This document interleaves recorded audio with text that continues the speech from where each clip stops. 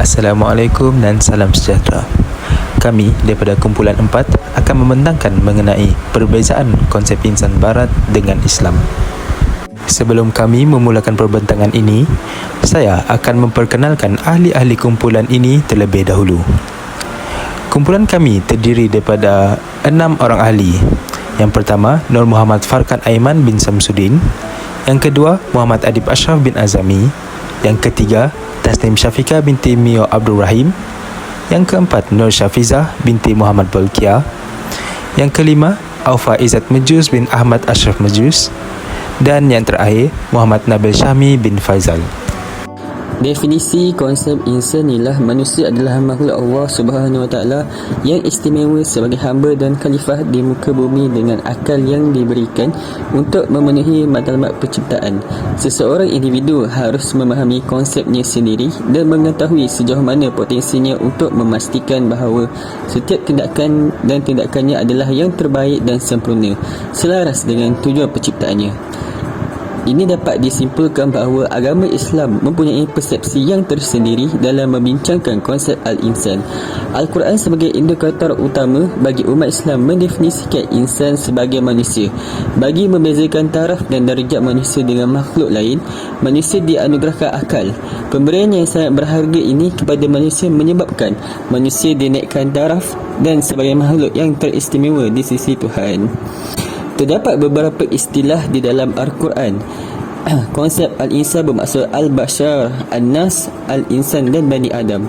Istilah ini bergantung kepada perbezaan antara manusia dan makhluk Tuhan yang berbeza dari segi potensi yang diberikan kepada manusia, memuja minda, hati dan juga nafsu yang berguna untuk belajar dan memahami alam semesta manusia dalam pemikiran Al-Bashar. Ini dapat dilihat daripada pendekatan biologi. Manusia dilengkapi dengan dua unsur penting, iaitu yang pertama, jiwa rohani dan jiwa jasmani bagi memenuhi keperluan tabiinya. Oleh yang demikian, manusia mempunyai daya potensi secara alternatif, sama ada memilih ke arah kebaikan atau ke arah kemungkaran yang boleh membinasakan manusia. Oleh itu, Islam telah memberi garis panduan yang jelas kepada manusia ke arah kesejahteraan kehidupan di dunia dan di akhirat. Ini dapat diringkaskan bahawa manusia dianugerahkan akal dan daya pilihan melakukan sesuatu perkara berasaskan pedoman daripada wahyu yang dapat melahirkan insan yang seimbang dari aspek fizikal, spiritual dan intelektual. Seterusnya, objektif kajian. Yang pertama, mengetengahkan perbincangan konsep insan dari dua perspektif iaitu Barat dan Islam. Yang kedua, mengetahui konsep insan dari perspektif Barat dan Islam. Yang ketiga, memahami konsep insan dalam kehidupan moden dari kedua-dua perspektif ini. Yang keempat, membezakan konsep insan dari konteks Barat dan Islam. Bagi kajian lepas yang pertama, berdasarkan artikel Manusia dalam Wacana Pemikiran Moden Barat, nota kaki daripada Kamal Ismail dan Muhammad Nasir Omar, 2014, November 17. Manusia dalam Wacana Pemikiran Moden di Barat. Penerbit College Universiti Islam Antarabangsa Selangor dan Universiti Kebangsaan Malaysia. Persoalan kajian ini berkaitan dengan konsep manusia dan hakikat kejadiannya. Manakala metodologi kajian ini menggunakan kualitatif yang menggunakan kepustakaan dan penerokaan yang akan melihat definisi dalam kepelbagaian pemahaman tentang manusia. Hasil kajian daripada artikel ini adalah: yang pertama, usaha manusia untuk memahami tentang hakikat dirinya sendiri, dan yang kedua, definisi manusia mengikut pemikir Barat dan menurut pandangan Islam. Terdapat beberapa penambahbaikan atau cadangan dari penulis, iaitu yang pertama, mengemukakan ilmu berkaitan definisi manusia daripada pelbagai pandangan dari pemikir Barat dan menurut pandangan Islam, dan yang kedua, pemahaman konsep insan dalam pelbagai bentuk pandangan dan membawa kepada satu kefahaman di mana pemisahan definisi konsep insan di antara pemikir Barat, dan yang ketiga, matlamat ilmu yang disampaikan membawa kefahaman kepada manusia apakah proses kejadian manusia yang sebenar. Kajian lepas bagi artikel kedua, nota kaki Cik Zarina Saari, Muhammad Manawi, Muhammad Akib, 2017, November. Beberapa persoalan berkaitan konsep insan menurut Fakir Ad-Din Al-Razi. Penerbit Jabatan Akidah dan Pemikiran Islam, Akademi Pengajian Islam, Universiti Malaya 50603, Kuala Lumpur, Malaysia. Seterusnya, persoalan kajian konsep insan bagi metodologi kajian kualitatif, iaitu menggunakan metod kajian kepustakaan sepenuhnya. Bagi hasil kajian, definisi jiwa mengikut dan menurut pandangan falsafah Islam, iaitu Al-Razi. Yang kedua, hakikat jiwa menurut pandangan Al-Razi dan ahli falsafah yang lain. Akhir sekali, penambahbaikan atau cadangan dari penulis. Penambahbaikan, insan haruslah mengenal konsep dirinya dan mengetahui sejauh mana potensi yang dimiliki bagi memastikan setiap tindakan dan perlakuannya adalah yang terbaik dan sempurna, selaras dengan tujuan penciptaannya. Cadangan dari penulis, pembincangan berkaitan konsep insan atau psikologi pada masa kini tidak mengetengahkan pandangan dari pemikir Islam, sedangkan mereka banyak memberi sumbangan keilmuan dalam bidang psikologi. Oleh itu, penulis telah membawa isu ini untuk dibahaskan di dalam artikel. Baiklah, kajian lepas yang seterusnya adalah daripada artikel Jati Diri Manusia Antara Islam dan Barat. Nota kaki untuk artikel ini ialah Muhammad Hilmi Jalil, Muhammad Yusuf Haji Osman, 2017. Jati Diri Manusia Antara Islam dan Barat, Jurnal Hadari, IKHAS. Persoalan kajian untuk artikel ini ialah perbandingan jati diri manusia antara kerangka pemikiran Barat dan Islam. Metodologi kajian untuk artikel ini ialah kualitatif, iaitu dokumen digunakan bagi menganalisis kajian. Hasil kajian yang terdapat daripada artikel ini ialah: yang pertama, terdapat perbezaan pandangan mengenai jati diri manusia antara sarjana Barat dengan Islam. Pandangan sarjana Islam adalah lebih menyeluruh dan dapat dibezakan antara manusia dengan makhluk lain dengan adanya 5 komponen utama yang dinyatakan di dalam Al-Quran, iaitu roh, kulub, nafsu, aklu dan jasad. Perspektif Barat hanya melihat manusia berdasarkan tingkah laku yang dilahirkan oleh manusia. Cadangan atau penambahbaikan dari penulis. Yang pertama, manusia perlu membangunkan kelima-lima komponen manusia, iaitu roh, kulub, nafsu, jasad dan aklu secara bersepadu. Gabungan kesemua komponen ini akan membentuk identiti manusia yang memberi jawapan kepada persoalan siapakah manusia yang sebenarnya. Selain itu, pendekatan untuk membangunkan kelima-lima komponen ini mestilah berpandukan kepada petunjuk daripada pencipta alam, iaitu Allah Subhanahu Wa Taala. Dia akan membentangkan artikel yang keempat, iaitu artikel pengajaran adab dan akhlak Islam dalam membangunkan modal insan. Sebagai nota kaki, artikel ini ditulis oleh Asmawati Suhaid pada tahun 2007 yang bertajuk Pengajaran Adab dan Akhlak Islam dalam Membangunkan Modal Insan. Persoalan kajian artikel ini, ia membincangkan tentang kepentingan memupuk akhlak dan adab yang berteraskan landasan Islam supaya dapat melahirkan modal insan yang baik untuk generasi seterusnya. Metodologi kajian artikel ini adalah secara kualitatif, iaitu kandungan di dalam artikel ini diperolehi daripada jurnal, bahan internet dan penulisan yang lepas. Untuk hasil kajian daripada artikel ini antaranya adalah faktor kerohanian, akidah dan iman perlu dimantapkan dalam diri pelajar. Selepas itu, usaha mengajak kepada ilmu dan mencegah kemungkaran juga perlu dilaksanakan secara tersusun agar tamadun ummah dapat dipelihara serta melahirkan modal insan yang mulia. Selain itu, bagi mencapai kejayaan sebenar pembangunan modal insan, fokus persepsi dan tindakan tidak seharusnya memberatkan kepada pembangunan jasmani sahaja, malah pembangunan rohani dan akhlak seperti mana dituntut oleh Islam. Sebagai penambahbaikan atau cadangan dari penulis, asas pembinaan jati diri perlu jelas dan bertolak dari sumber yang mantap.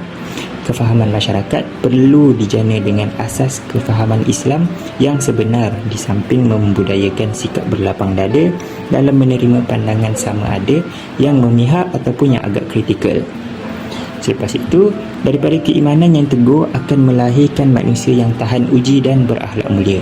Ini kerana sesungguhnya perlakuan akhlak yang terpampang di permukaan diri seseorang adalah manifestasi atau terjemahan keimanan atau akidah yang terpahat kemas dalam diri individu yang berkenaan.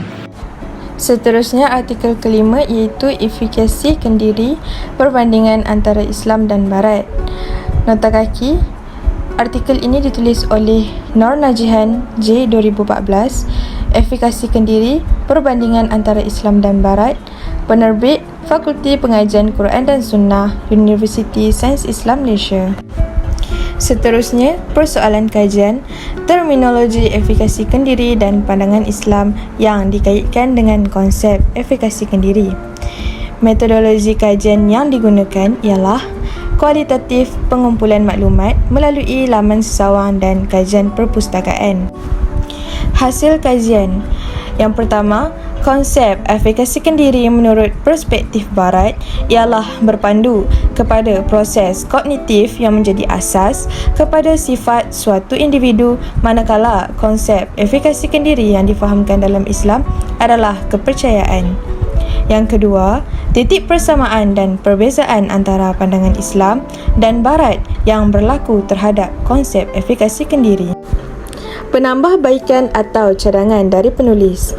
Yang pertama, ketika terjadinya sesuatu musibah ke atas diri seseorang individu, hakikat atau hikmah perkara itu hanya dapat dilihat ketika individu tersebut bersyukur, bersabar dan muhasabah di atas apa yang telah dia laksanakan.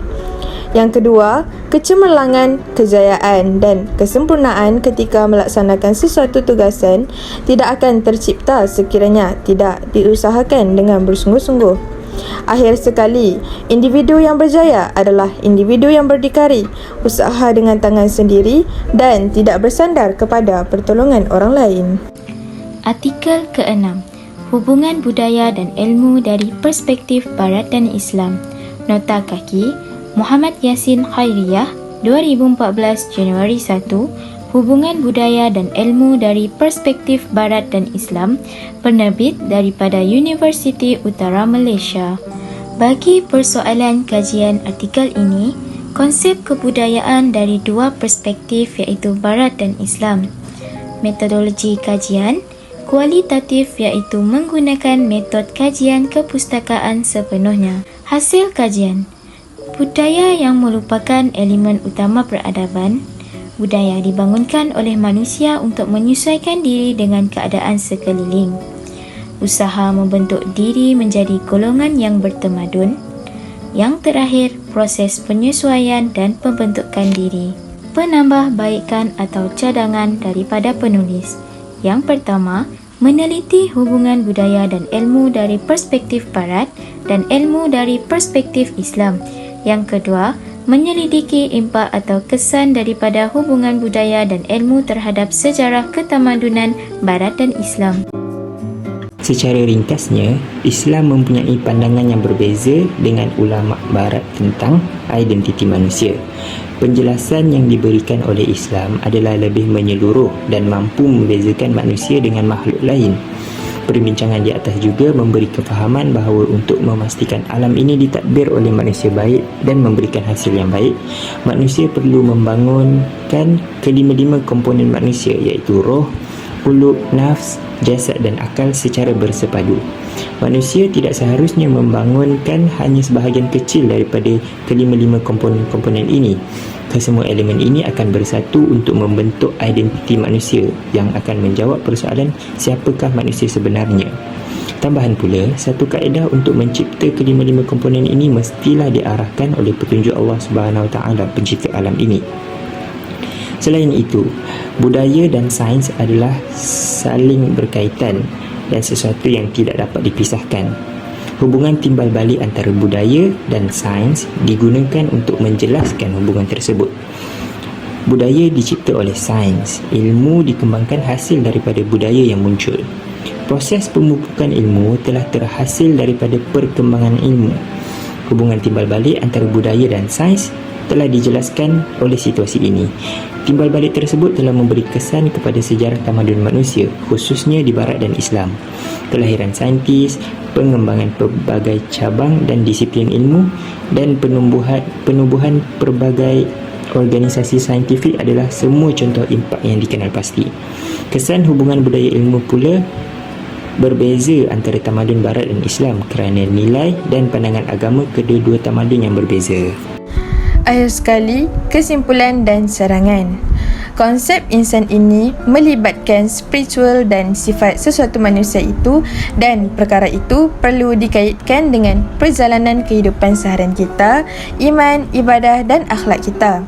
Dengan itu, kita juga dapat mengetahui bahawa konsep insan ini merupakan satu bahagian psikologi yang melibatkan tindak balas dalam setiap perlakuan manusia. Sekiranya manusia tersebut menerapkan sifat dan aura positif dalam diri mereka, maka mereka dapat memperoleh kejayaan atau matlamat yang ingin dicapai. Namun jika sifat dan aura negatif yang dialurkan dalam diri mereka, maka akan terjadinya satu halangan bagi mereka untuk mencapai kejayaan dan matlamat tersebut. Pendekatan barat menunjukkan yang mereka ini pasif dan terbuka kepada pengaruh luar yang dapat mempengaruhi suatu tingkah laku manusia. Seterusnya, Islam melihat aspek iman ini sebagai benteng utama bagi mengelakkan kesan negatif pembentukan tingkah laku dalam diri seseorang manusia. Sekiranya kepercayaan yang dibina dalam diri mereka kuat, maka semua pengaruh negatif dapat ditangkis dan individu tersebut akan tetap menekankan tingkah laku yang positif. Oleh itu, aspek keagamaan tidak boleh diabaikan apabila memperkasakan remaja dengan modal insan. Apabila segala perkara ditumpukan kepada agama, manusia dapat menjalani kehidupan yang diredai Allah. Akhir sekali, remaja sebagai golongan yang lemah dan perlu dimantapkan dengan pegangan Islam yang kuat bagi melahirkan insan yang bermoral dan berintegriti. Sekian, terima kasih.